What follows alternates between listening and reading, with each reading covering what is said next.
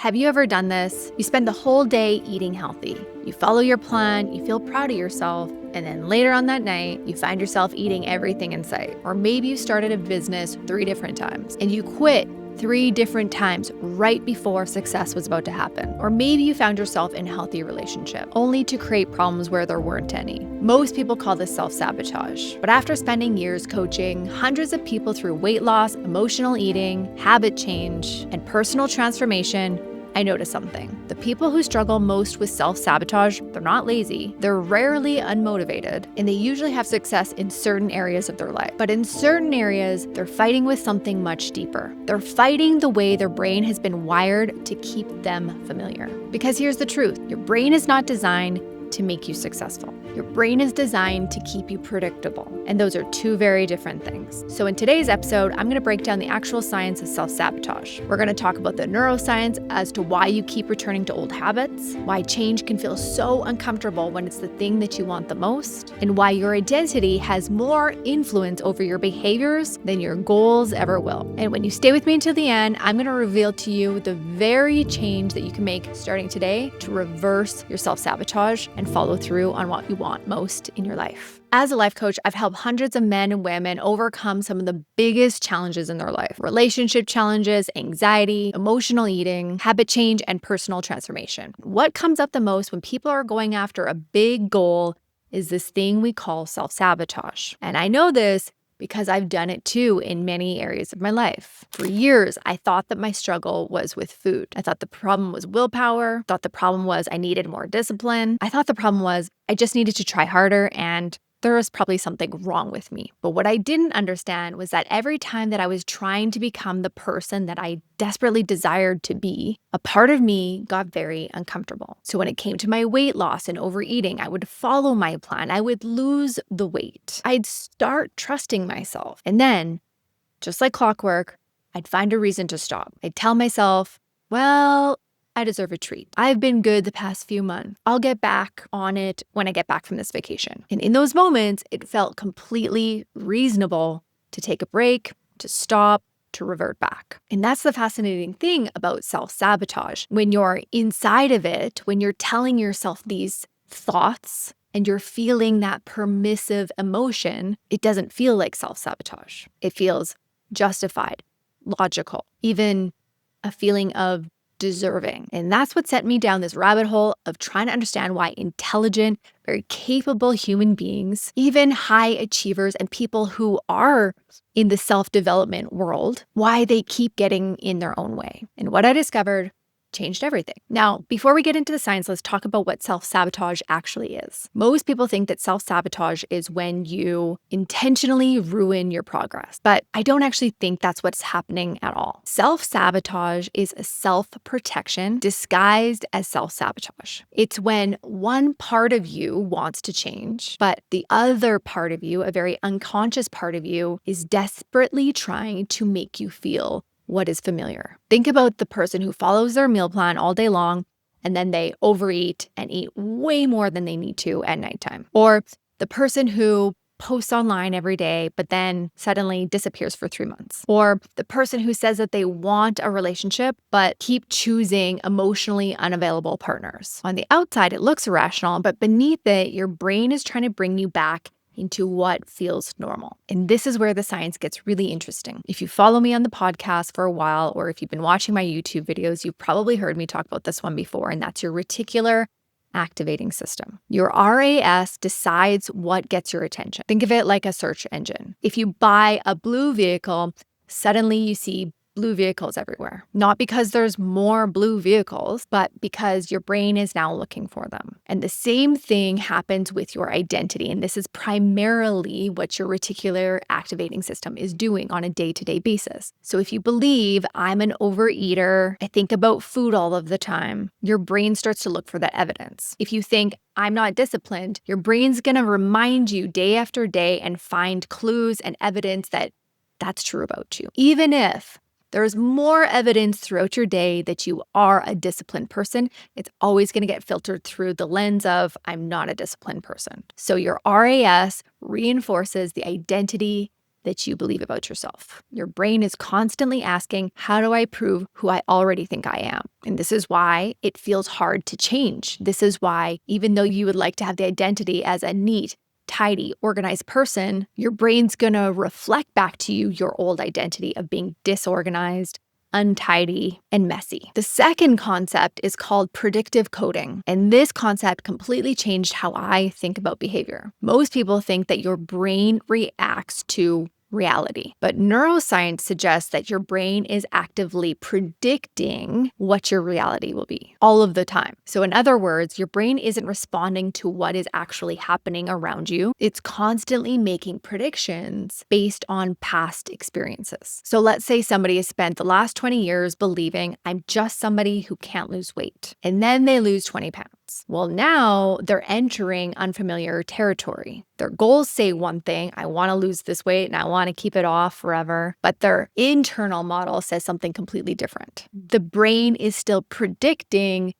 this isn't who we are. We can't keep this up. And because your brain prefers consistency, it starts nudging them back into old familiar behaviors. They stop making a plan, they start grazing, they start eating old foods that they previously decided they wanted to stop eating. Maybe they even start rewarding themselves with food. And before long, they're right back where they started. They've gained the weight back, not because they wanted to fail, but because their identity about who they are around food, who they are with their weight, had not caught up to the result of them losing all that weight. And the third piece of the puzzle is neural pathways. Every thought that you think creates activity inside of your brain. And every behavior that you repeat, it strengthens a neural pathway. And over time, those pathways become automatic. So your thinking becomes automatic, and so do the actions also become automatic. And because your brain loves efficiency and it wants to conserve energy, it would much rather keep repeating a familiar pattern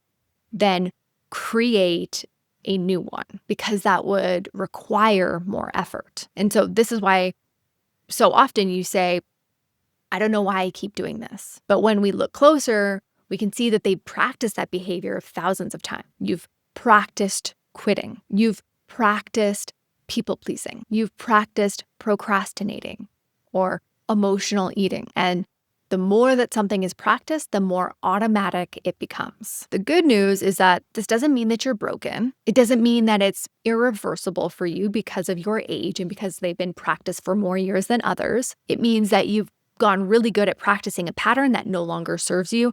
And yes, because of neuroplasticity, we can change those old patterns, those old thoughts that are on repeat, just like we can change the actions that have also been on repeat. Hey, quick interruption to the episode. I created something for you. It's a guide called the Identity Gap and a short mini training called the Disciplined Mind. I take you through a guided exercise in this training that will help you close the gap from where you are and how you're showing up today to how you would like to show up in the future. This is going to help you understand your patterns better, but more importantly, it's going to help you start changing them in real time. You can grab it in the description or the show notes. All right, back to the episode. Now, this is the concept that ties everything together for you. Your brain values familiarity. Your nervous system values predictability, even when what's familiar to you is not serving you anymore, right?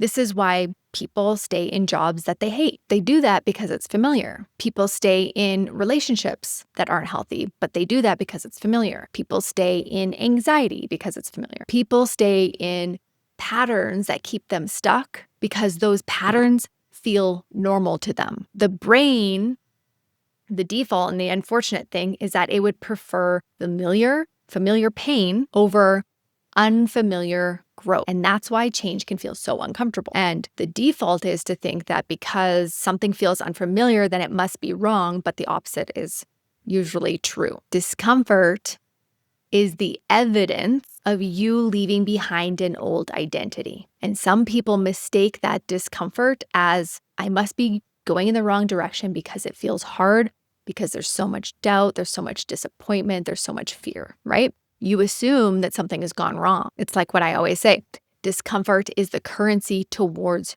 your dreams, your goals. So what if the next time you felt discomfort going after something you desire, you just reminded yourself, hey, right, This is the price I have to pay. I have to feel uncomfortable as I move forward. Now, here's the thing about self-sabotage that nobody talks about. Self-sabotage gives you a sense of relief, and that relief is incredibly powerful. So I want you to think about the times that you tend to self-sabotage. It's usually after that you've decided to go after a goal, you've decided to lose weight, you're going to follow through, you're going to keep your promise. And for a while, everything is fine. But eventually, you start to feel discomfort. There's some sort of friction there. Maybe it's the discomfort of hunger or uncertainty or loneliness, visibility. And then what happens is you have a thought. One time won't matter. I deserve this. Tomorrow will be different. And the emotional state that you feel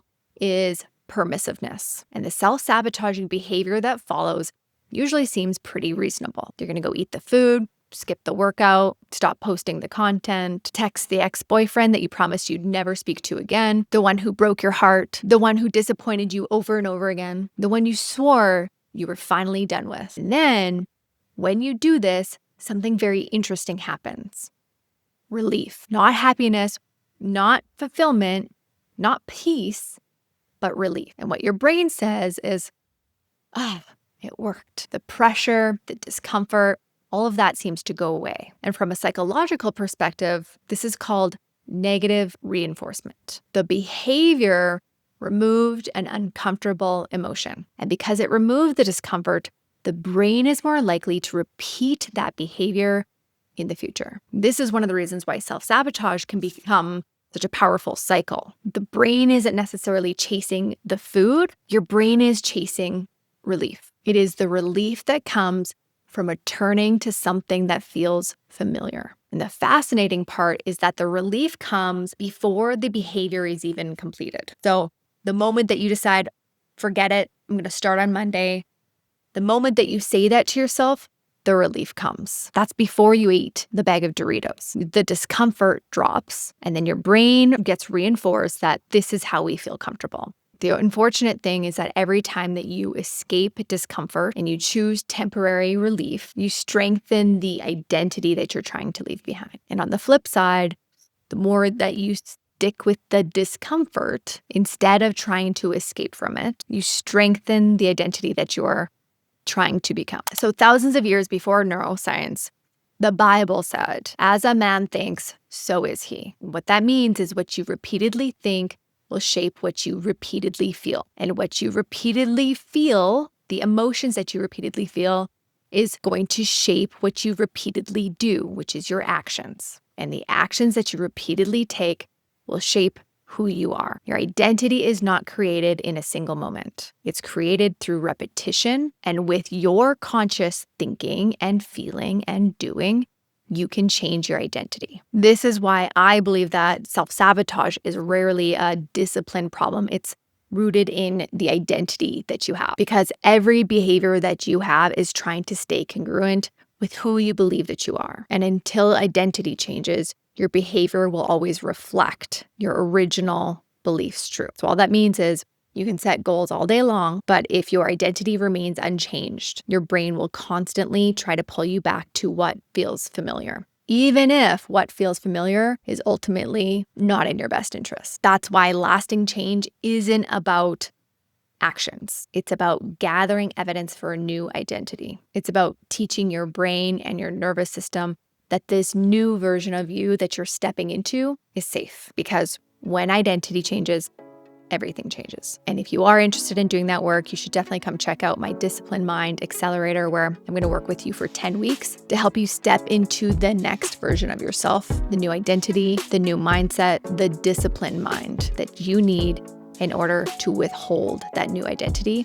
of who you want to be. And if there's one thing that I want you to take from this episode, it's this. You are not broken. You are not lazy. Your brain has simply become very, very good at keeping you familiar. And once you understand that, you can stop attacking yourself. You can stop staying in your own self-sabotage cycle, whatever that is for you, and you can start building a new identity instead. The good news, my friend, is that whatever has been learned can be relearned. What has been conditioned can be unconditioned. And whatever habits that you have, actions that you have that are unwanted, they can be replaced. All right, I hope you enjoyed this episode. If you did, please leave me a comment below. I would love to hear from you.